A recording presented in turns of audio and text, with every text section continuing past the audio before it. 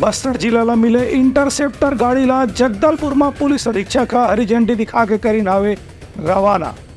केन की एकर मदद ले बहुत दूरिया ले कोनो भी गाड़ी तेज रफ्तार में आते एकर स्पीड ला जांचे जा सकत है। तो राज्य के हर जिला पुलिस ला हाईवे में तेज रफ्तार से चलने वाला गाड़ी के जांच करे बर और दुर्घटना ला रोके बर एक इंटरसेप्टर गाड़ी के आवंटन करेगी है। यही सिलसिला में बस्तर जिला ला भी जो इंटरसेप्टर वाहन के आवंटन करेगी है ओला झंडी दिखा के आज पुलिस अधीक्षक शलभ सिन्हा रवाना करीन। ये गाड़ी में अलग अलग प्रकार के उपकरण भी लगाए गए हैं जेकर से दूर से आने वाला तेज रफ्तार गाड़ी की जांच करे जा सकत है और समय से पहले इशारा दिखा के रोके में भी मदद ले जा सकत है। ये मौका में अतिरिक्त पुलिस अधीक्षक महेश्वर नाग, यातायात के डीएसपी संतोष जैन, डीएसपी नासिर बाठी, डीएसपी अपूर्व छत्री, दीपमाला कुर्रे और यातायात प्रभारी रक्षित निरीक्षक अभिजीत सिंह भदौरिया घलो मौजूद रही।